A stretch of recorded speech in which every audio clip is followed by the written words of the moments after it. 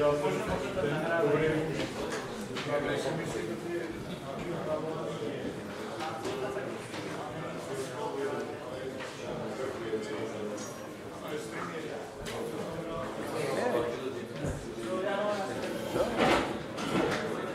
you are telling me.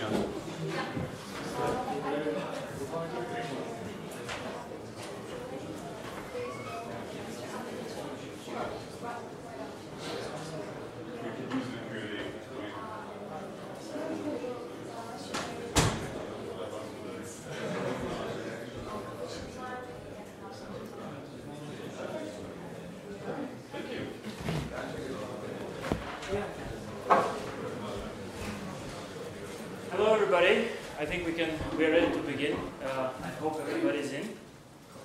We are going to have a great presentation by my colleague Alexis Monville.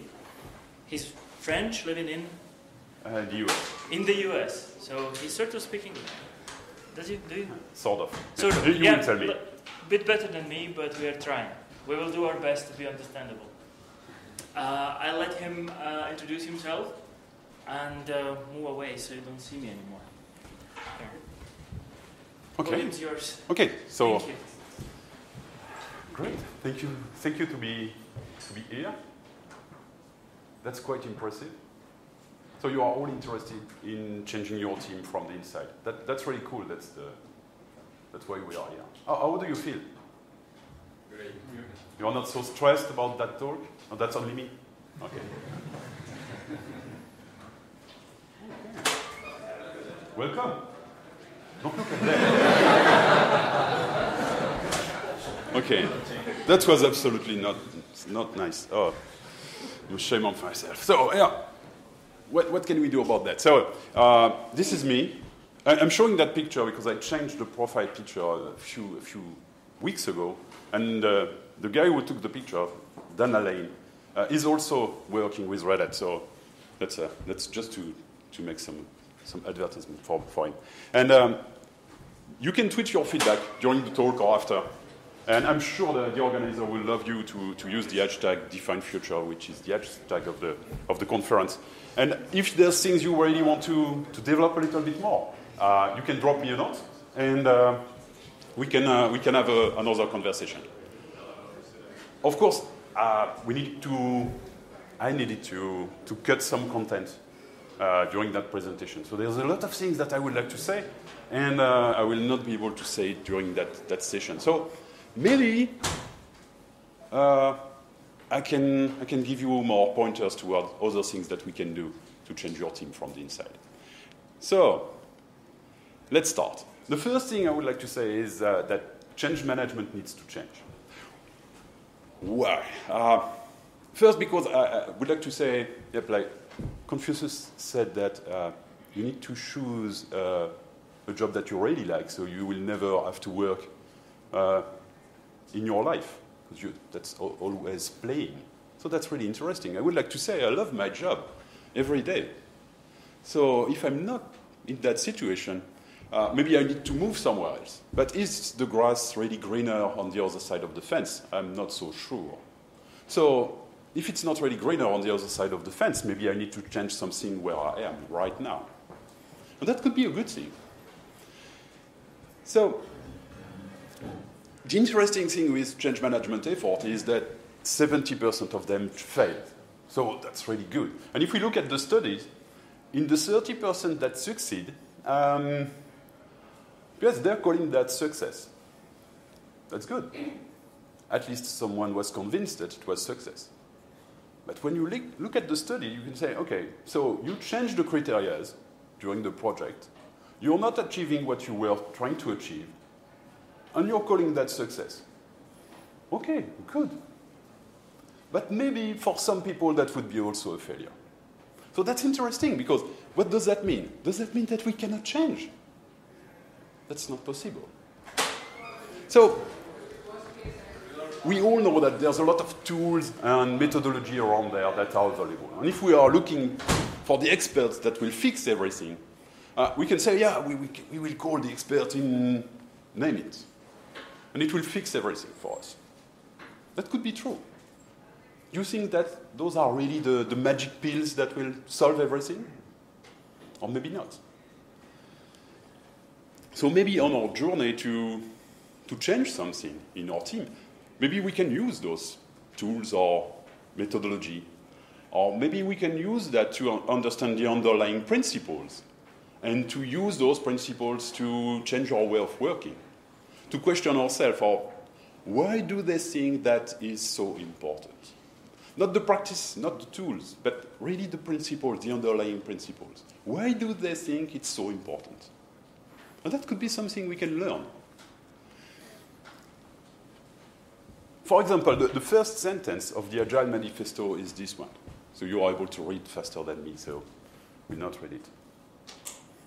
And that's interesting, because that means that all those guys who signed the Agile Manifesto are basically saying, oh, guys, we are just learning. And we are just learning, and we are working with each other to try to learn more. Okay, cool, let's do that. And what we can do, one of those principles, is you need to start with yourself. You need to be the change. If you want to change your team, if you want to change something, that's probably start with you, not with someone else.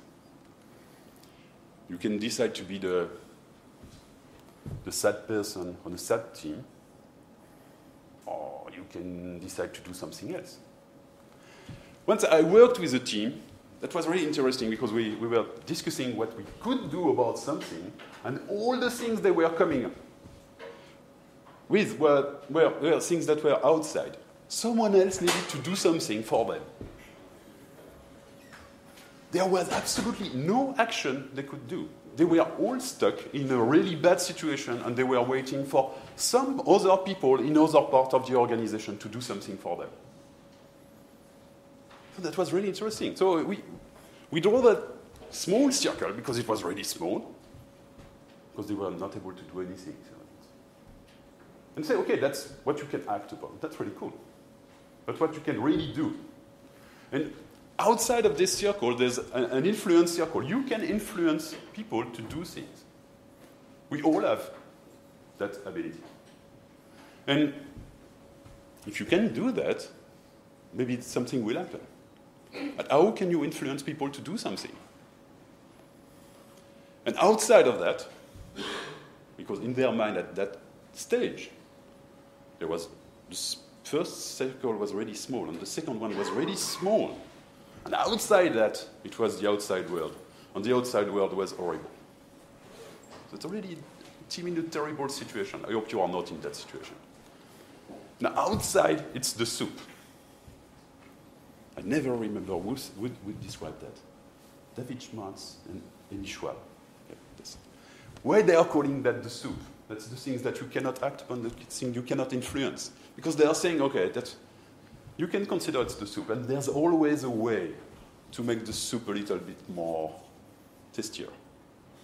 You can add some salt. It will not be really visible just now, but it will change something. You can always change something.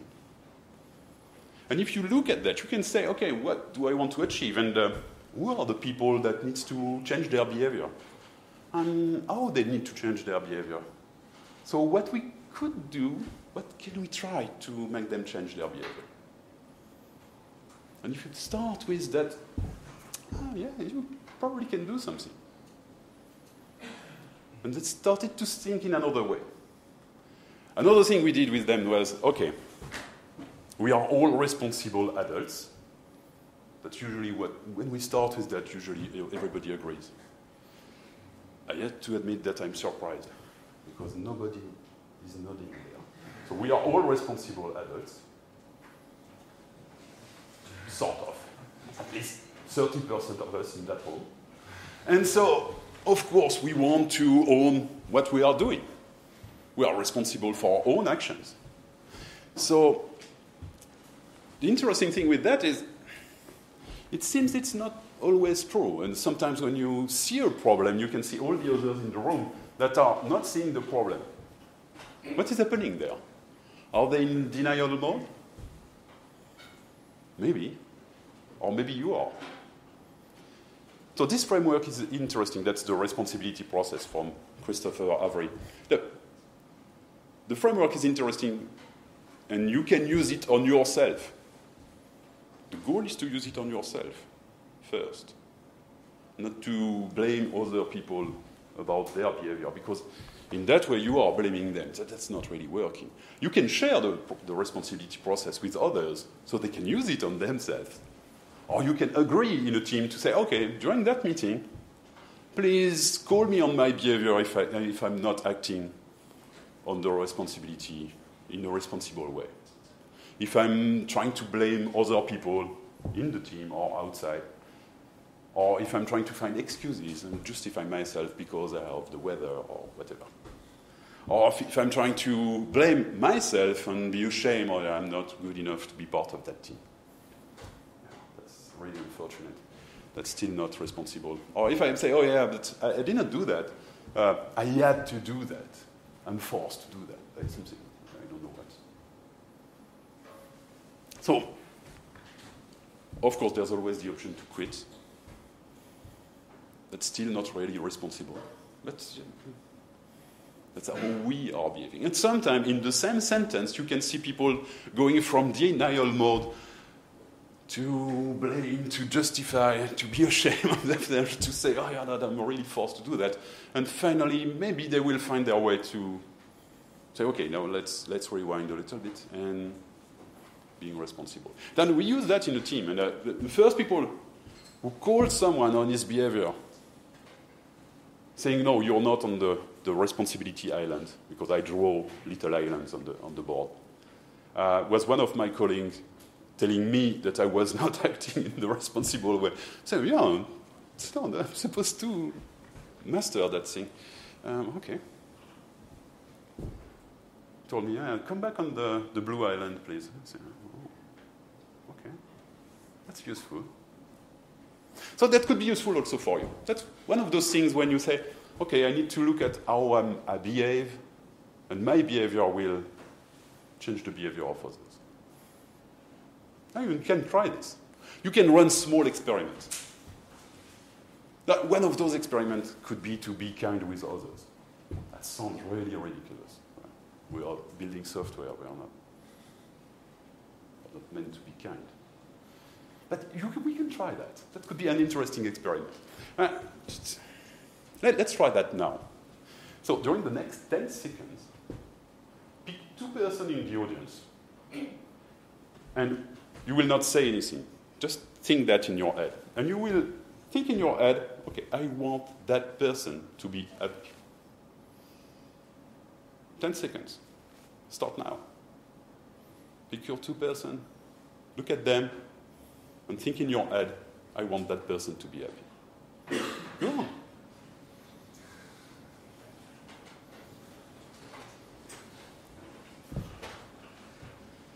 What is happening?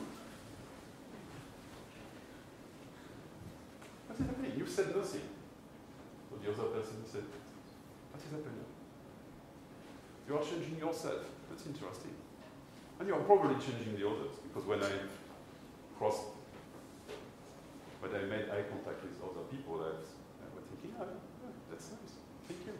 That's cool. Love that.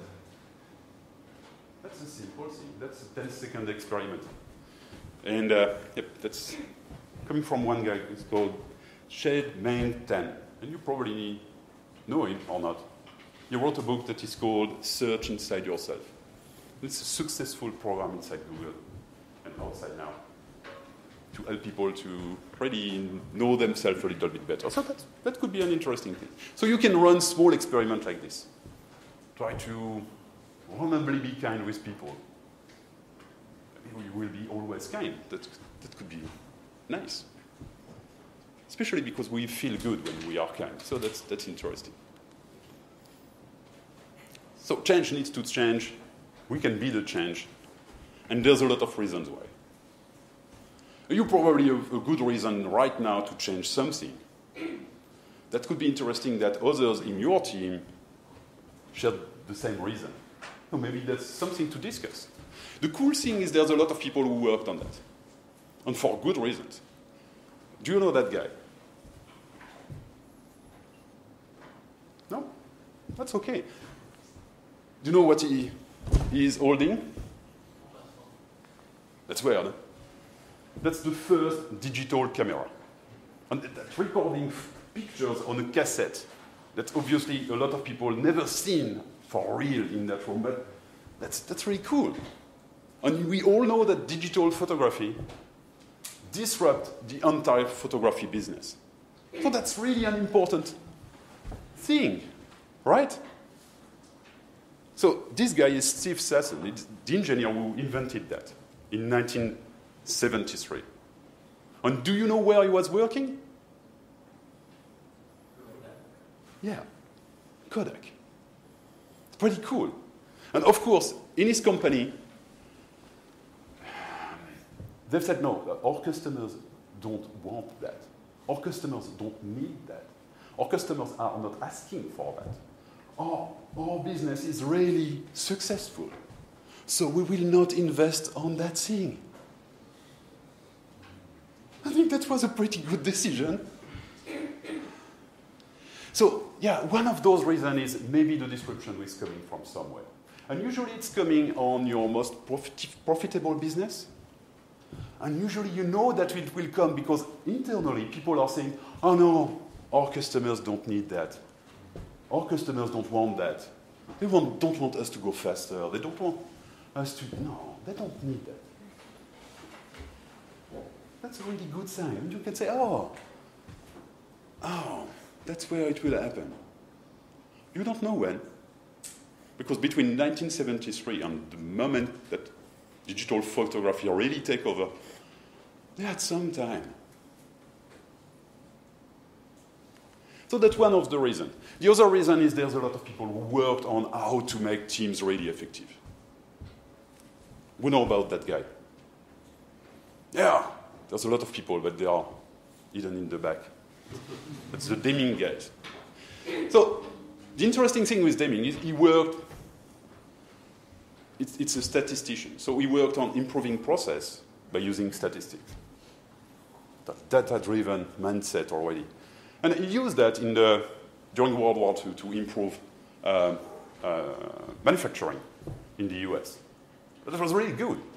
There was really a sense of urgency to improve the manufacturing processes. And so that was possible to make some improvement. So that was really great. He worked on that. And then he was sent to Japan to help the restart of the Japanese industry in the 50s. And between 1950 and 1980, the Japanese industry changed a little bit.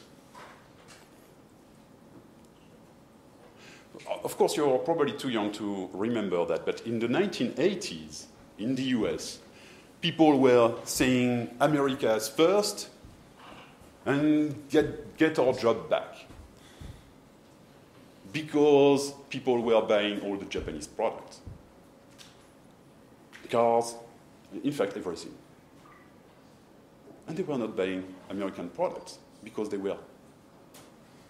There's a lot of US people there. It's recorded. They were not as good as the other ones.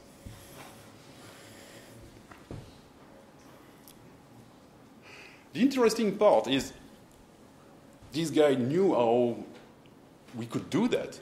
So he was a US citizen.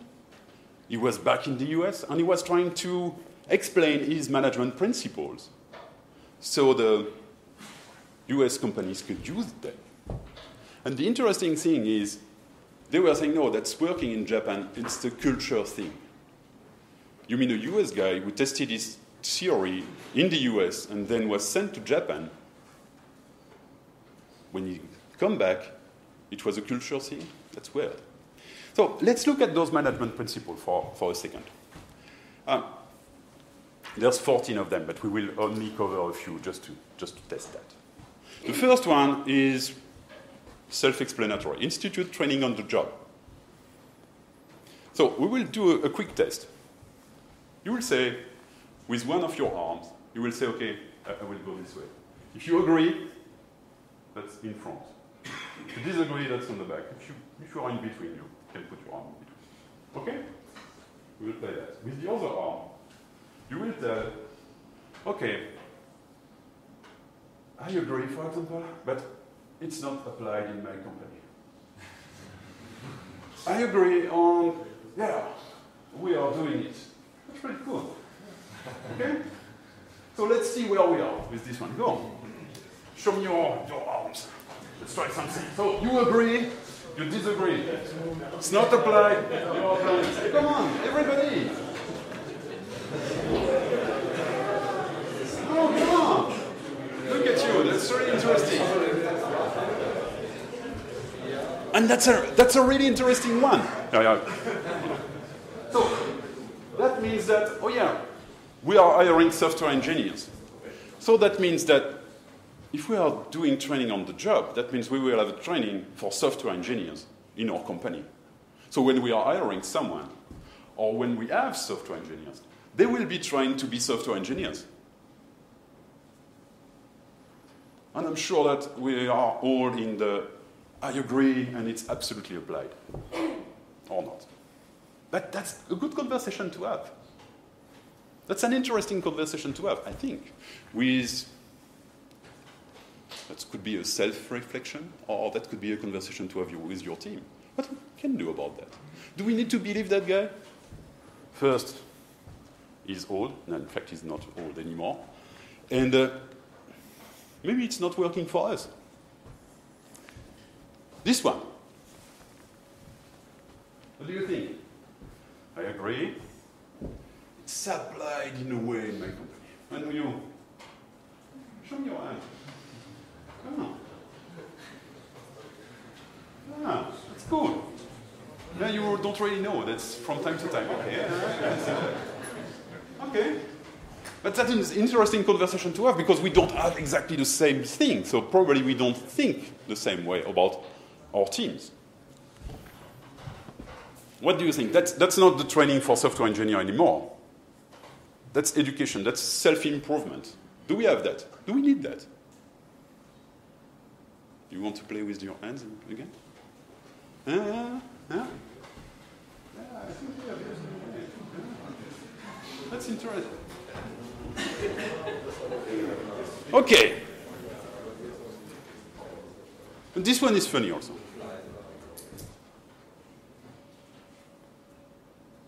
What do you think? I mean, changing things, that's everyone's responsibility? Uh-huh. I know that feeling.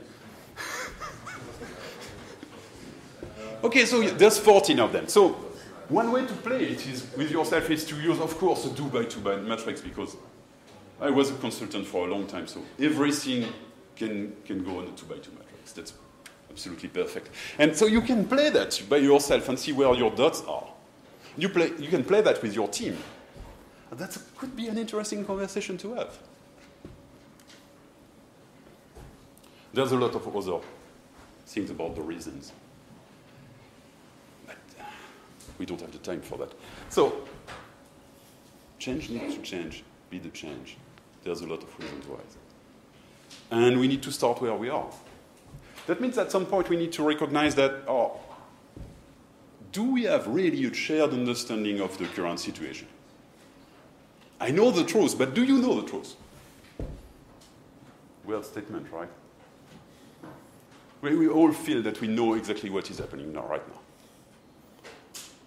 But maybe the others are in denial mode.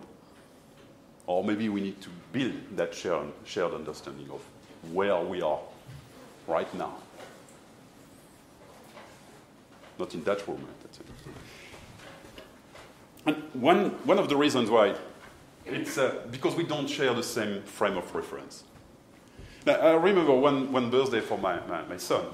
He was 7 at that time. We were in Portugal. My wife is Portuguese, so obviously she was taking care of everything. And she was ordering the cake. But we were living in France at that time. So she goes to the shop, order the cake, around cake for 10. Quite easy. In France, when you are saying that, a cake for 10, it means a cake for 10 people. You don't really know what means 10 people, but it seems the guy who is making the cake knows. So everybody is happy. And then my wife goes back to the shop to take the cake. And the woman told her, where is your car? She said, no, I'm not living far away. That's only 500 meters. That's okay. Say, wait, but are you alone? I said, yeah. Why? Let me show you the cake you ordered. And that was a really nice cake. We invited nearly half the village because it was a 10-kilogram cake. That was not exactly the same frame of reference. But it was a good cake. It was the best order they had for months. So that's, can you tell you, we were back there several times, and each time they were remembering us. It was absolutely no problem. So we don't share the same frame of reference. So of course, what I think you think about something is probably not true. We probably need to work a little bit on that. And there's one thing that is important with that, is if you are doing training for people, so they can get some knowledge, and you are surprised that it's not working, they are not doing anything about their training. There's a reason. Training is there, so they will have knowledge. The problem is, if you want to change something, you need to start with awareness. People need to know that they need to change. First thing. And they need also to be aware of something else. They need to know that they need to change. It's written on all the cigarette packs. We all know that it's not true. You can take a cigarette, you're smoking it, you are not dying right now. You will eventually die sometime in the future. So, in fact, the label on the cigarette pack is just a good information for the cigarette company because now you cannot sue them. It's written on the back.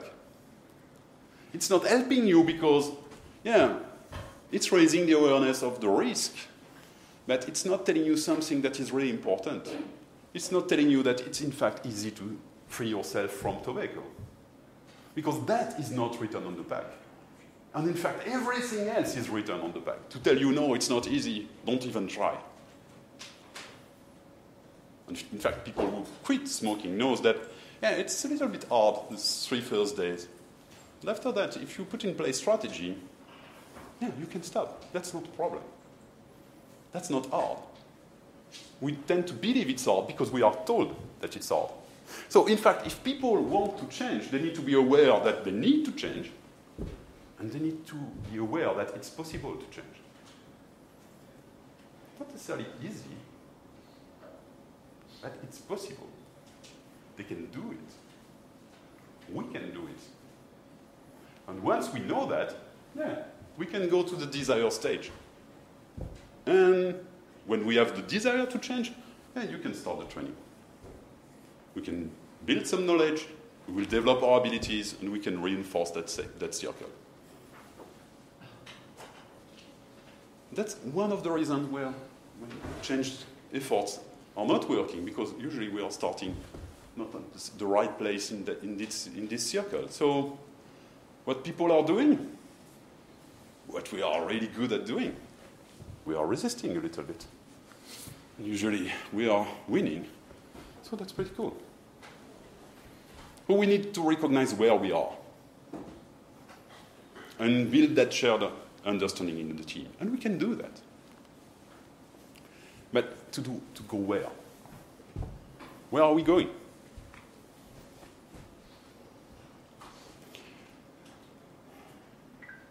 You know what it is?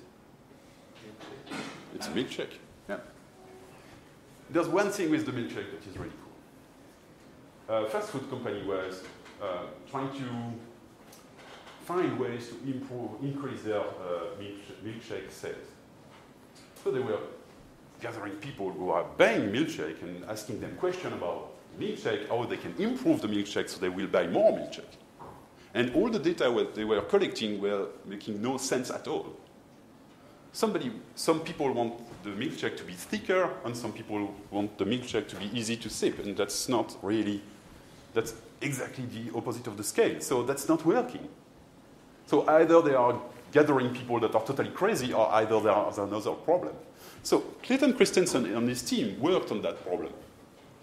And they were coming to the fast food, so one of the fast food restaurants, and they were looking at who are the people who are buying milkshake. And in his theory, the theory of the job to be done, people are hiring a product to get the job done. And if the product or the service is not good for the job, they will fire the product or the service and they will hire another one. And that product or service is not necessarily a direct competitor.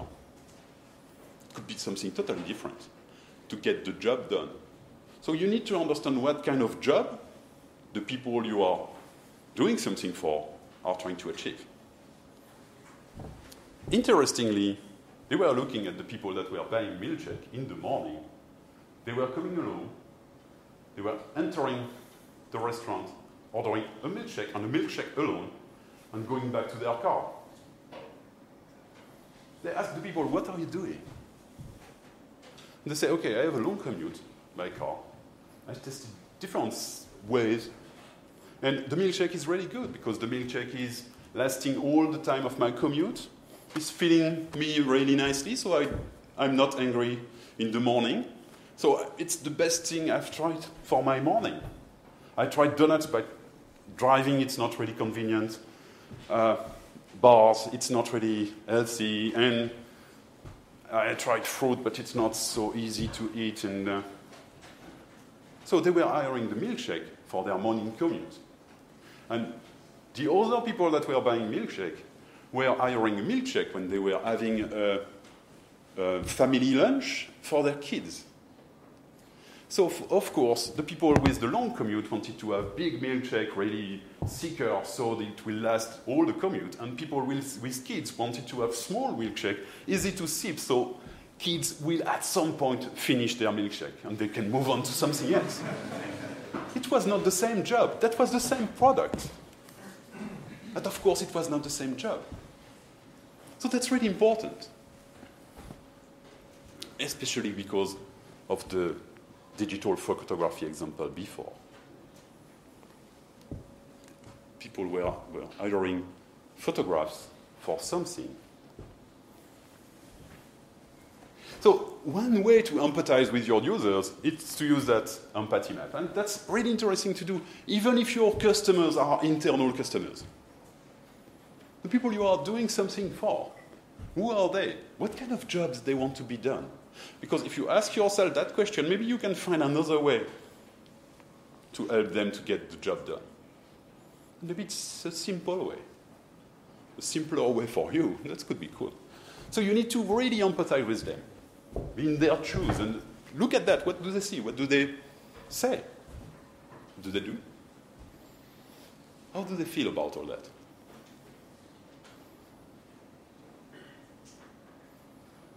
So that's one way. And of course, after that, there's a lot of different things you need to do, but we don't have the time to cover that. But that's an interesting point, because to build the vision of what your team is doing, really the vision, in 2 years, what will you do? And to understand what is your mission as a team, you need to work on that a little bit. You need to put some effort into it. And there's a lot of things, but you can drop me a note, and I can direct you to other pointers.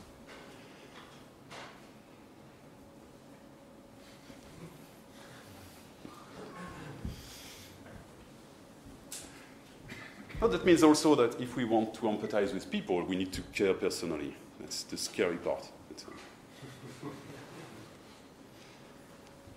This guy wrote a book in 1936, and this book is still edited today. It seems that people tend to like this book. And you can read the title. And he also has some principles about everything. How to handle people. For example, how to make them change. Not sure that people can change. I'm not sure we can make them change, but that's something. Maybe we can really influence them. And yes, let's pick two of his principles to see how it works. So one of them is become genuinely interested in other people. Yeah, probably if you care about yourself, it's already something. maybe you can expand a little bit and try to care about others. For some of us, it's really a challenge. When we are 2 or 3, for example, it's really a challenge. But that could be something interesting. How can you show that you really are interested in other people? And the other thing is give honest and sincere appreciation. Something easy to do, right? Right. You will do that on Twitter or by email later. Tell me how it was. Yeah, right. Or on SCAD, or I don't know. Yeah. That's easy to do. The problem with that, let's have a 2x2 matrix.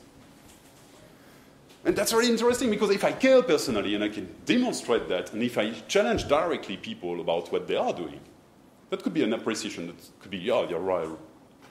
That thing that you are doing, you're really great at it, and yeah, you should do more of that. Or that thing that you are doing, that's really painful. Not really. You should stop that. Or do that a little bit less. But if I want to tell you that, we need to have a connection before, because that's not so easy to say, and I want you to receive it, and I want that to help you.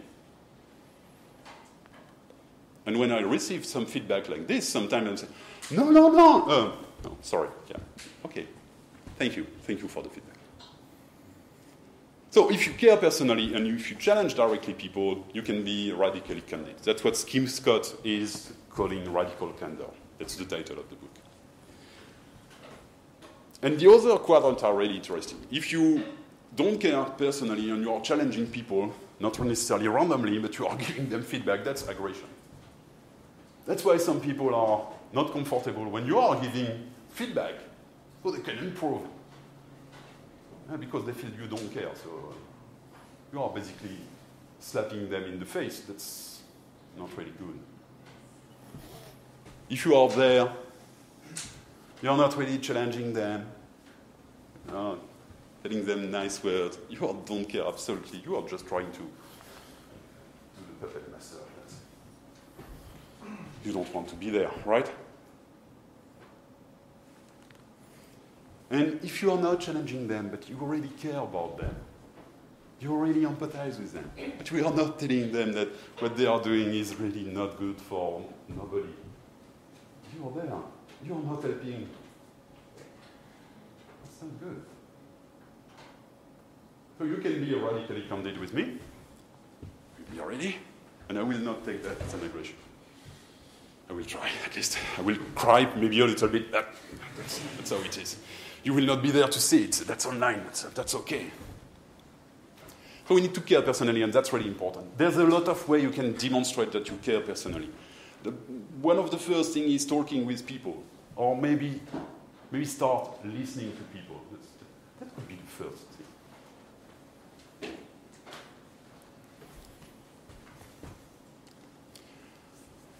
One of the things I really like that we can do is make the work visible. Why? Because it's interesting. Because it's a way to sell post-it notes and to help 3M. And no, not only that. Oh, by the way, the photograph is Ryan McGuy from the start, with all those weird pictures. So why it's important to make the work visible? It's because usually people know their work. They know that really well. They are not necessarily aware of what is before and what is after, but they know what they are doing. And they are doing it for years. That's also one of the reasons why it's difficult to make them change, because why? And even if you know a little bit more, sometimes it's very interesting. We worked for 4 hours with a team of experts on a production pipeline, to build software from upstream to the customer. That's quite simple, right? And we had all the experts of that particular pipeline for that particular product in the room. And they were trying to draw that. Yeah, a 15-minute exercise. Yeah, you all know where it starts, you all know where it ends, you all know what is in between. It took us 4 hours to draw it. And there were people that were saying, no, it's not working like this. The other guy was saying, no, I'm doing it. So I know it works. Oh, really? Oh, I was not aware of that. And what is happening there? We don't know. Someone knows? No? Oh, we should ask that guy. Oh, that could be interesting. That's crazy. That we are so used to do what we are doing that sometimes we are unaware of what is before and what is after. And that could be important if we want to improve something. Especially because when we will improve something, sometimes we are generating pile of work somewhere. I was working with an engineering team, and they were all complaining about one thing. They were pushing some code, but the code was not merged until the code was reviewed. And they were all complaining about that because they were pushing some more code, and the code was still not reviewed. And that was really painful because now they had a lot of code to follow and to track until review. So that was really painful, right? So they were obviously pushing more code, and the code was still not reviewed. That was really a problem.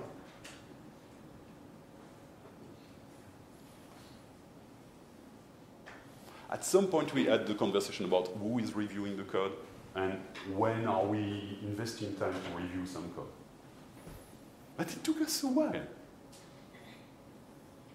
And we can have other examples about those people in QE that are not testing, or those people in product management that are not defining things very well, or looking at where are the pile of work is usually helpful to understand where we have a problem. And it's interesting to see that there's a lot of people that are trying to improve things, sometimes before the pile of work, or after, and are wondering why it's not working. This is stuck somewhere else. That's the basic theory of constraint. You can read the goal about that. That's an interesting novel.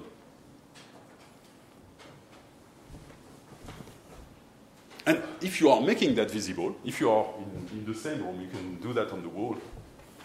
You can see that. Those are things that we are doing. And sometimes you can see the pile of work appearing and say, I don't understand why we have nothing there. Yeah, me neither. It's probably someone who is not reviewing. So that could be useful. If you are not in the same room, you need to use some tools. That's a problem, but I'm sure that could be solved.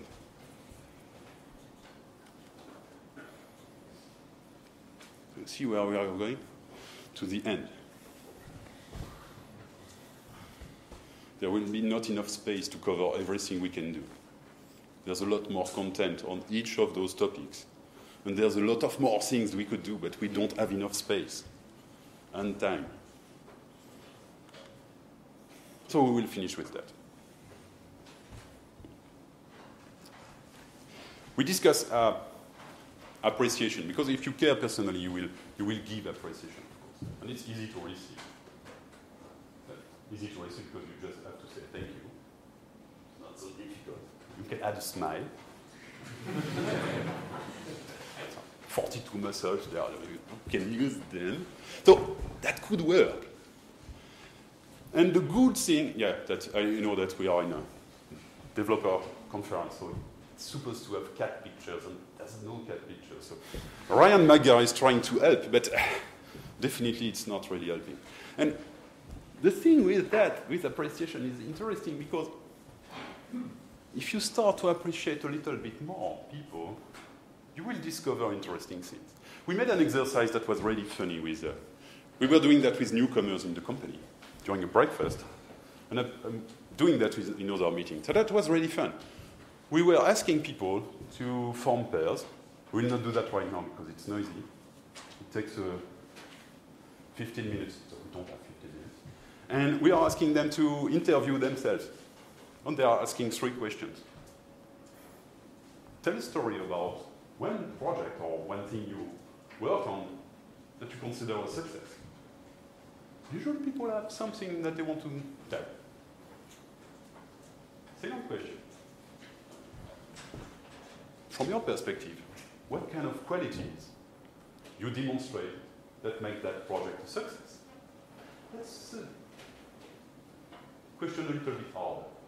Usually you need to repeat several times that without being too without you need to reinforce that. Yeah, discuss that. You have probably things that you know how to do and that are really helping. So say that.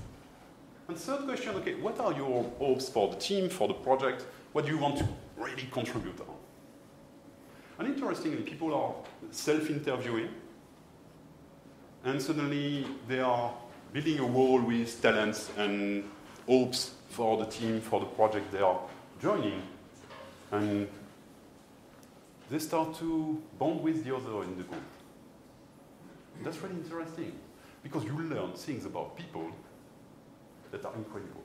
You know, people are telling stories about projects that are personal projects that are around sports, around arts, around real work, around whatever. But that's usually really, energizing. It's really cool. And you learn things about their talents on what they care about that are really interesting. And so that's really useful. So we can really do that. And we can do that at the beginning of a meeting. We can do that for our team. We can do that when we work with other teams. We can do that whenever we want. That's an interesting feature. And when we are doing that, suddenly we are looking at the others in a way that we are saying that they are winners. You will see that eventually.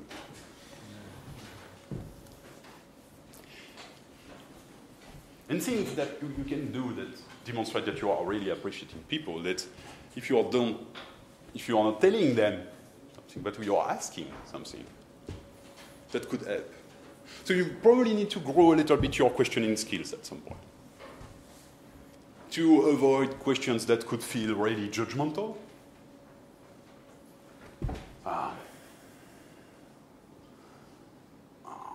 Don't you feel like a failure right now? I think really a not so good question.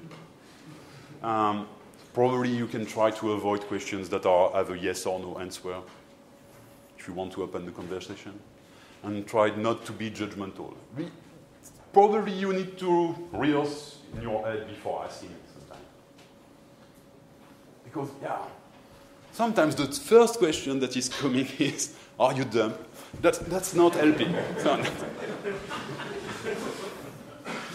So you need to set up an alert there, saying, okay, I'm about to ask a dumb question, in fact. So maybe I need to, how can I say that in a way that is not, why not? With some practice, it will come. And it's really powerful. It's probably the most powerful thing in the world. Asking questions. Asking good questions. And you can even start with yourself. Because if you are not asking the good question to yourself, you are in the same thing. If you are telling to yourself, it's so dumb, that's not helping either. So you can start practicing with yourself. And with all that, we've covered a few things about that. We could cover a lot more. So there's a lot more to discuss on that topic. So we can do more on that. So feedback, notes, question, we even have some time for that. So thank you very much.